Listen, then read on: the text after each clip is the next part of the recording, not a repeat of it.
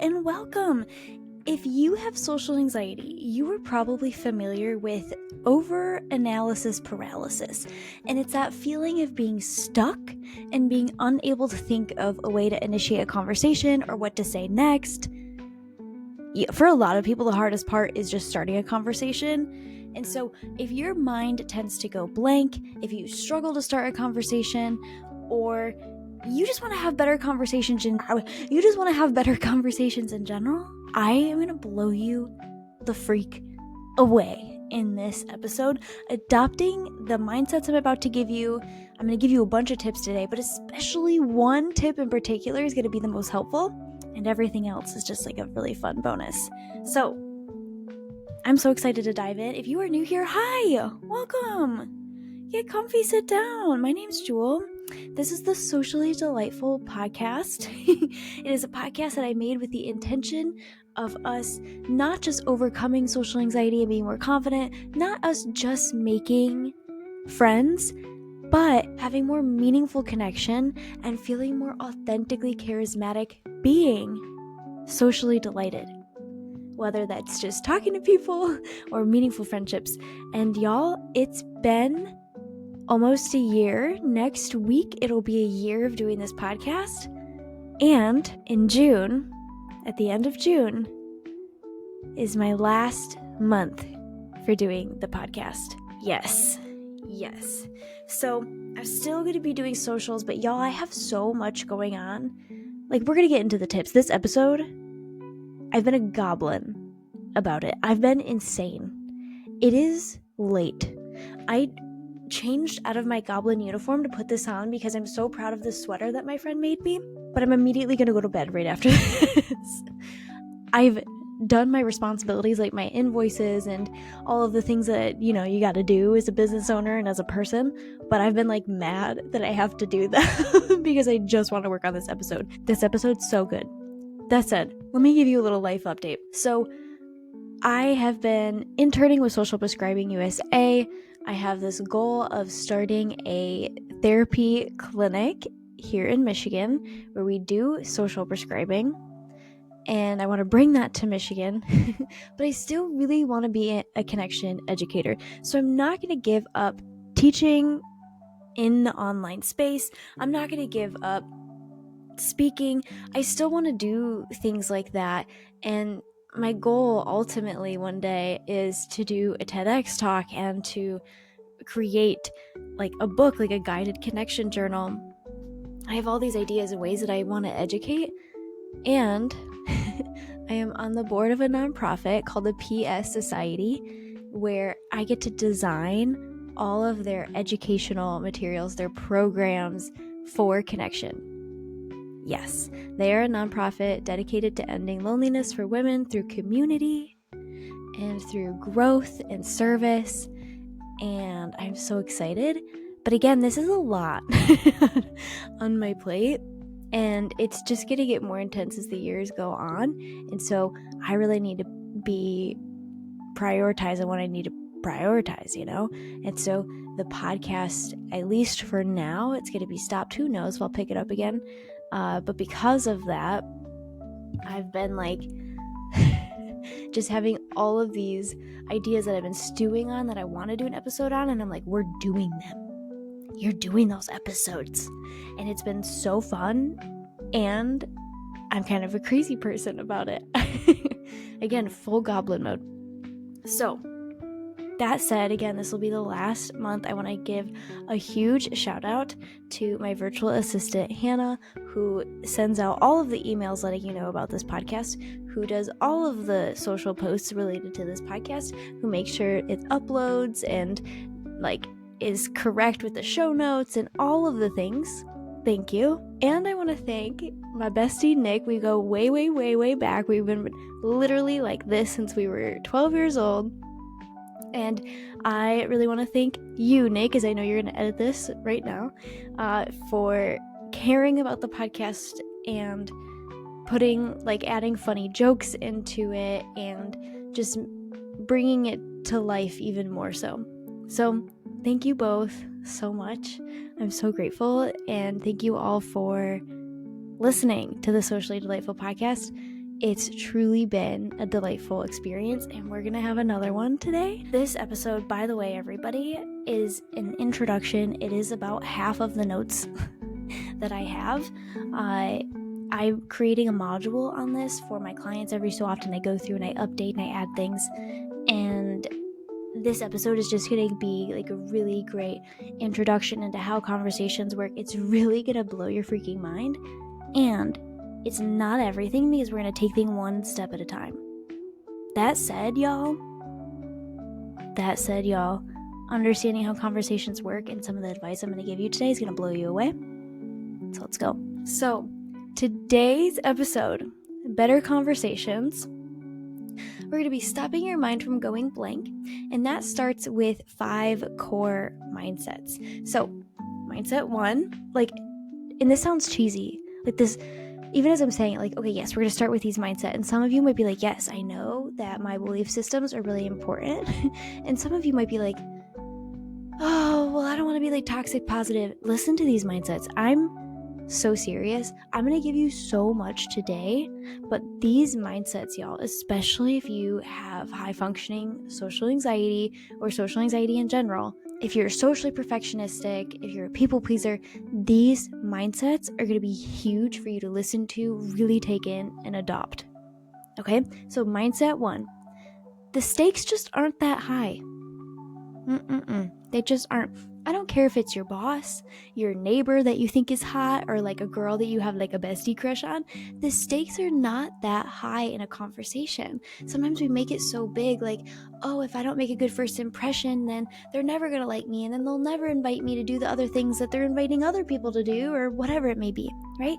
The stakes aren't that high. They're not, right? If something feels clunky, it can shift within the next comment or question. It is never set in stone in a conversation. And y'all, even Beyonce has awkward moments. Even Beyonce has clunky conversational moments. If you don't believe me, go check out any of her interviews. She says so, right? It's never set in stone. Clunkiness is okay. One interaction rarely defines an entire relationship. And a single conversation is a snapshot, not a whole picture. And most people don't really remember what you said. They remember how you made them feel. So you don't have to worry about saying the right thing every single second. And also, even if it is clunky, even if it feels really awkward and you walk away and you're like, oh my gosh, why did I say that? Your entire personality doesn't hinge on one person having a great time talking with you one time. So, mindset 1, the stakes aren't that high. The biggest reason why the stakes aren't that high is you're not going to die from this conversation. You're going to be okay. You're gonna be okay. The worst thing that's going to happen is that you feel a little twinge of embarrassment or awkwardness in your body, and that feeling can only last for 90 seconds unless you keep thinking about it. So you're going to be okay. Now, mindset 2, and also these mindsets will help you stop overthinking. So mindset 2, kind of already alluded to it, awkwardness happens to everyone. So I have a client who is a basketball player. And this client who's a basketball player had an off day, and they were really beating themselves up. And I asked them, do you think it's normal for great players to have off days? And they laughed and they said yes. And then I asked this client, how often do you think a great player has an off day? They thought about it and they said, I would say about every other week. Every other week, a great player has an off day where, they're shooting some air balls, or they're not doing their best. An off day, right? And so this client was beating themselves up about having an off day. But if that's part of being a great player, is every other week you have an off day, then you're beating yourself up for being normal, for being human. And when we looked at that, this client was like, oh my gosh. So I share this story with you because, y'all, out of every 10 interactions, how many would be awkward for somebody who's mostly secure and mostly feels charismatic most of the time? And I use the words mostly because not everybody feels secure and charismatic all of the freaking time. But even for a secure and charismatic most of the time person, I would still say about 4 out of 10 interactions would contain at least some awkwardness. And I say this with my whole chest because even for confident people, social interactions are dynamic, right? Awkwardness can happen when there's a mismatch in humor, a conversational rhythm, emotional energy, misunderstandings like small glitches or like accidentally talking over somebody, for example. Those are completely normal, and they do not mean that you are not charismatic, right? And being secure within yourself, being secure in social settings doesn't erase those small amounts of spikes of self-consciousness or confusion about what to say next, right? I would say that like confidence and security and having like high self-esteem, it just makes that feel like a little less intense and has that like spike like a little bit less often, but it still happens, right? And awkwardness can come from the other person's mood and distractions of their own social tension, which is not something that you can control. All right, mindset 3. You are in this together. We're all in this together. Let go of some of the over-responsibility, boo. Over-responsibility means feeling like you have to, all alone, by yourself, make sure that the conversation goes perfectly and that it's all on you to make sure that this person enjoys themselves. But a conversation, y'all, is about at least 2 people coming together to share a pleasant moment and create a mutual understanding. A conversation is a shared experience and a shared goal. It's on both of you, right? Social anxiety, over responsibility can make it feel like the entire outcome solely depends on you, but it doesn't. It literally takes at least 2, right? All right, mindset. Pick number 3, my lord. Pick number 3, my lord. Mindset 4. Enjoying yourself helps you show up how you want. Enjoying yourself will help you show up in the ways that you want to and create an enjoyable experience for both you and your conversation partner. This enjoying yourself will help you feel confident and have enjoyable conversations and have the other people enjoy you more, way more than saying the right thing ever will. We get so hung up and our minds go blank because we're afraid of saying the wrong thing. Which means we're trying to look for the right thing. There is no right or wrong thing, boo. There is no right or wrong thing. Unless you were saying something that's like genuinely offensive, which like, really think about that. I bet these empathetic, sensitive, beautiful people listening to this podcast are not purposefully out here saying something that's like wildly offensive, I'm guessing. Right? You don't need to worry about saying the right thing. Enjoy yourself. Instead of trying to get people to like you, truly, and an intention that will propel you forward will really be about going in and having fun and enjoying yourself. Okay, the last mindset that's so key, mindset 5, listening is the most important, and this person is fascinating. When your mind goes blank, remember that listening is the most important part of any conversation. It's what makes somebody feel seen and appreciated. And listening, y'all, like active listening, being present into what the person is saying, y'all, it feels so good to do. Like to be in their world and to be thinking, oh, I wonder how this person feels about this. And I wonder like who this person is, like what's their story, what do they experience. It's such a fun place to be. The people are so fascinating, wildly fascinating, truly, even people that you think you have nothing in common with. I'm thinking what's coming to my mind right now. So I lived out of my car for 9 months on purpose, and I drove around the US. This was my gap year from college to entering the adult world.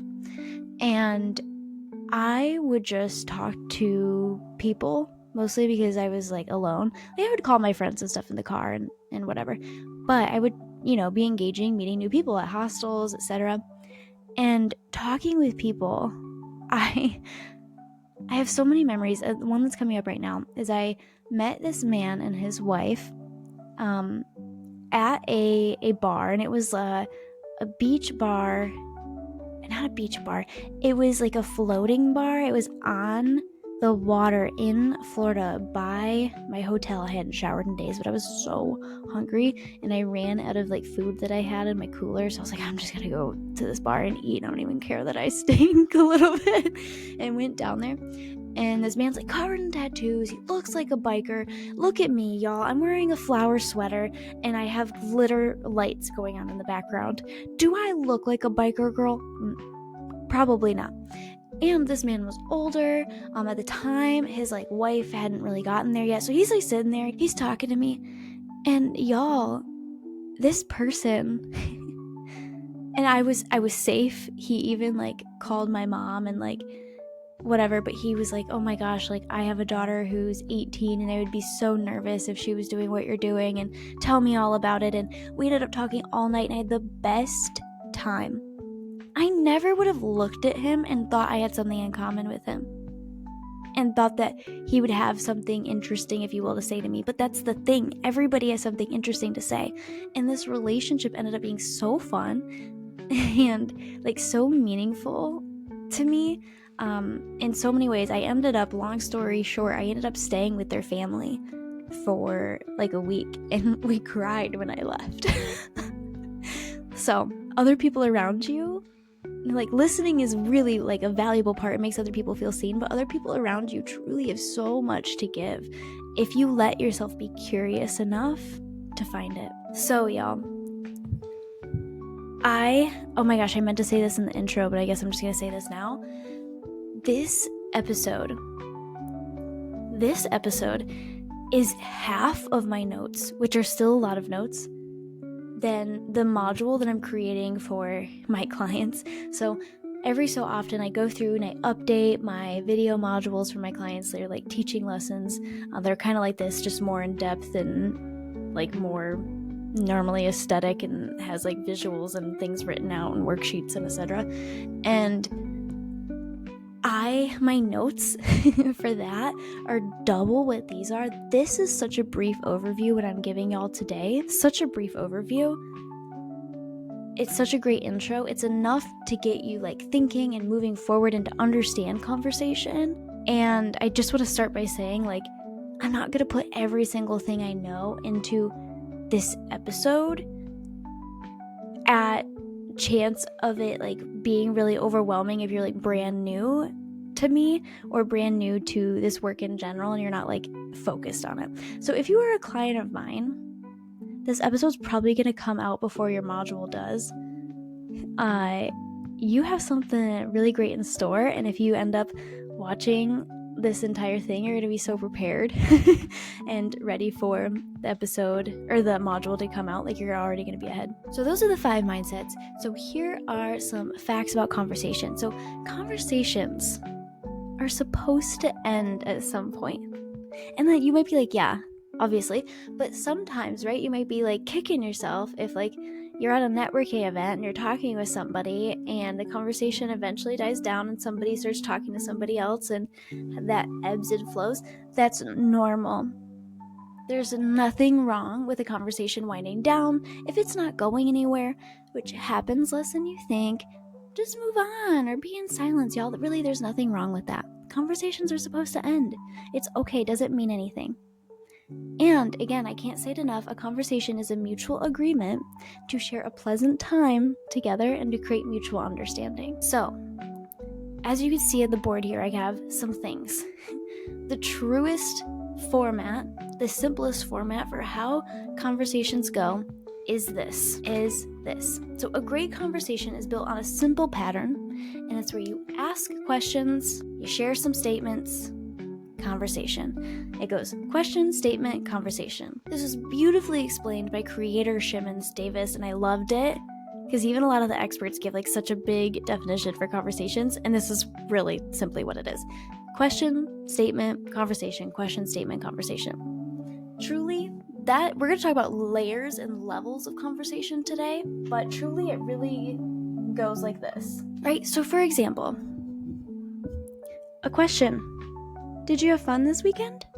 If they say yes, and they like mention, yeah, I had a barbecue with my family, and like some of my family came into town, then you could give a statement, oh my gosh, I love barbecues. And then you could follow up with another question.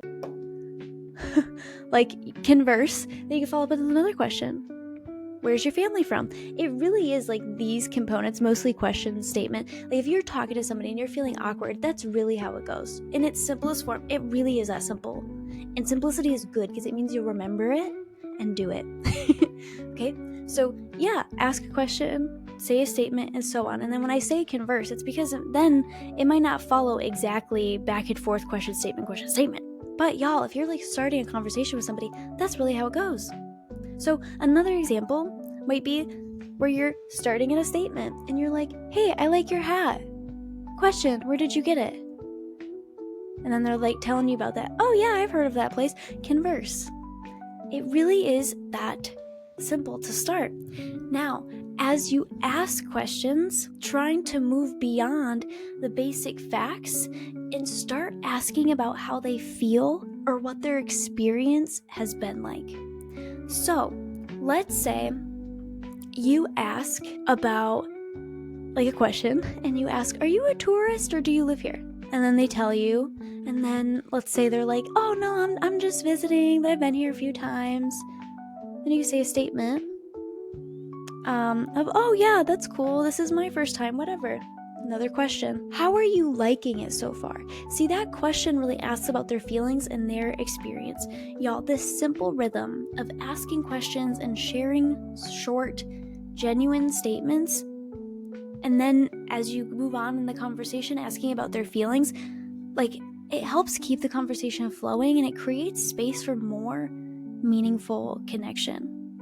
And when you're doing this simple formula, because this is how all conversations go, and you're doing this and you're applying the 5 mindsets we talked about earlier, it can be a really pleasant and enjoyable experience. The most important thing, y'all, is for you to have fun. Have fun, get in the playful spirit, be curious about who's around you, right?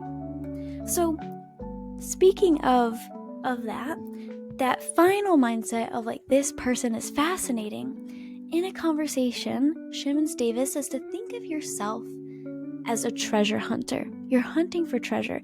And as you're doing this question and statement thing, back and forth, conversing, as you're doing this, you're listening for the things that the other person is lighting up about, the topics or experiences that they're really passionate about.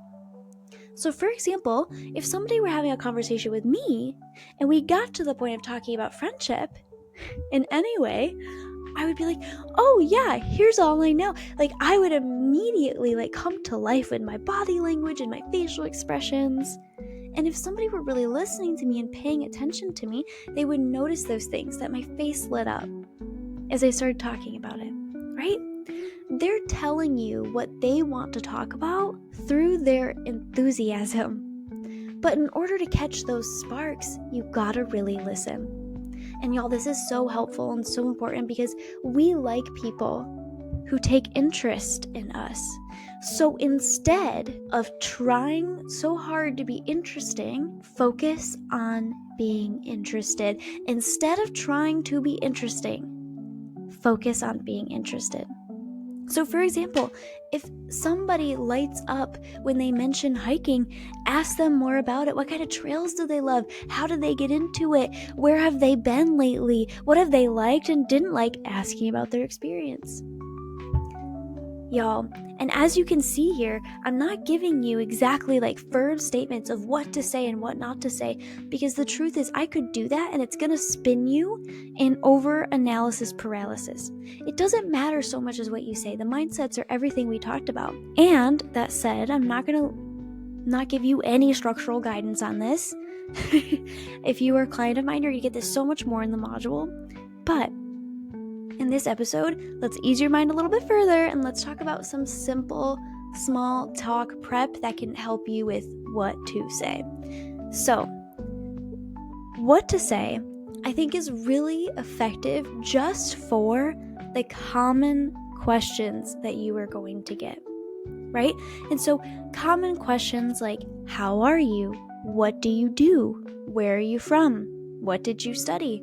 You know you're going to get these questions if you're out and about like talking with somebody, right? And so prepare like an anchor, like a common answer for these questions for you. And I encourage you to even pause this episode and voice note it or write down your answers. And you can add some playfulness into them if you want, and or share some of your thoughts and experiences, because sharing your thoughts and experiences is connective. So again, those common questions like, how are you? For this one, like you might just have like a simple phrase or a word. It doesn't have to be about your experience, but like, for what do you do? For me, I have like a normal 3-sentence like story that I have ready to go for this one. And I'm like, well, I started learning about friendship science for myself, and as I started learning about it and applying it to myself, people kept asking me about it, and I realized we had a loneliness epidemic and why, and I wanted to spend the rest of my life combating that. So I am a high functioning social anxiety and friendship coach. So I have like a quick little story for that. But like, for where are you from? Another example, I add a little bit of playfulness to this, but for example, I know somebody's going to ask me where I'm from, then I always say, I'm from like right outside of Flint, like, you know, where that water crisis happened. And then normally people are like, oh my gosh, yeah, that was horrible. How's your water? Like, it brings up points of conversation, and it gets for me to talk about something I'm really passionate about, which is my city, like supporting Flint, and the environment.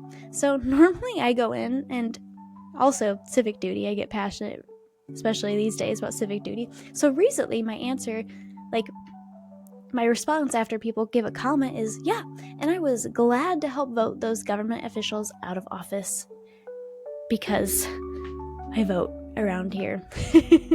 Right? So then, like, the what did you study? Think of common answers that you could just rattle off and say, so you're not like, and then like getting freaked out. I really think that is all you really need to have prepared for what to say. However, if you're like, okay, I'm hearing you on this question and statement thing, Jewel, but I don't know, still feeling kind of weird about it. Open-ended questions are really good for connection because they allow people to elaborate more than just a yes or no. So open-ended questions are things like, what kind of projects have you been working on? What did you do this weekend, right? Instead of just asking like like a yes or no question, or even a simple question that normal people ask, or that's commonly asked, like, how are you? Like, asking these questions that allows people to elaborate, right? Now, as you get to know somebody, it's really the same format. All conversations are this. Doesn't matter if it's a deep friendship and you're having this conversation, it's just a little bit more spaced out with some stories and vulnerability and fun and jokes and etc. But really, it's this same format. But as you get to know someone, you may have like deeper topics. So I'm going to give you some advice, some tips, if you will, some information for how to have more meaningful conversations with your friends. But to do that, we got to understand the levels of conversation. Now, I'm going to be talking about this from a lens of how to create more meaningful conversation, but really you can do all 3 of these levels in any conversation, even in small talk, and you'll see what I mean. The first one is the informational level. The informational level It's the most surface level of exchange. So it's like sharing neutral facts like observations or data, so the weather, discussing what you did over the weekend, movies, work updates. It's essential for basic social interactions, but it doesn't really reveal much about who you are or about your experience in this life, if you will, right? So some examples are like, it's windy today, or I saw that new documentary, it was pretty good, right? Then we also have the personal level of conversation. Personal level, this level is more revealing and intimate. It's about sharing your experiences, your opinions, your emotions, your thoughts, what's meaningful to you and how you interpret things. So some examples are, I feel really energized today because I started my day with a morning walk. Or honestly, I'm really nervous about this meeting because I'll say something awkward. That's personal. And again, we're getting a little bit deeper here. But again, you can still do this even in a small talk conversation. You can still get to that personal level by sharing oh yeah, I'm really excited about that, or my family came into town and I had such a great time with them. I adore my nieces and nephews, right? That's personal. And then the deepest level is the relational level. Now, this is the in the moment kind of level. This level is the most direct and alive. It's about bringing your focus to what's happening right now between you and the other person or persons in front of you. So you sharing about your experience of the connection and how you've been impacted by what's happening in the moment. This looks like saying something like, as we're talking right now, I'm noticing I feel a warmth in my chest and a sense of calm. Another example is, it feels really good to be seen by you. And I feel more connected than I originally expected to feel in this moment in front of all these people. Whatever. Another example is I'm a little uncomfortable sharing this because I'm not sure how you'll take it, but I want us to be honest, right?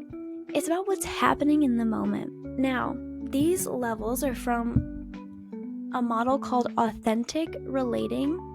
It's a small movement. This is just a really brief intro into it.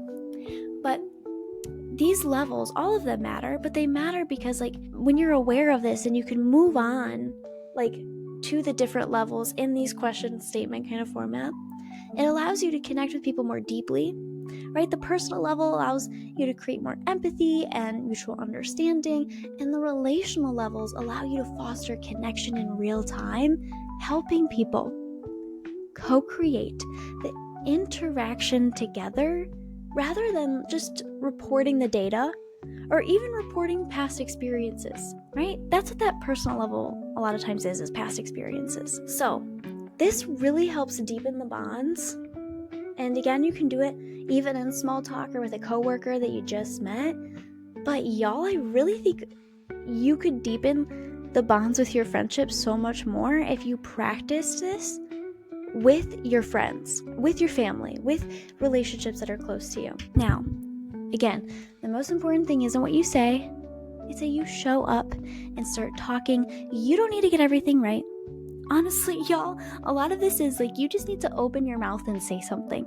If it's hot outside, just be it's hot and go from there, right? And again, that question and statement pathway here, this is the pattern of foundation for all conversations. So, and the simplest tip is asking somebody about how they feel is a beautiful way to start to move deeper. So this is the best intro I could possibly give you on how to do this with open-ended questions, adding some playfulness. Those 5 mindsets are so key.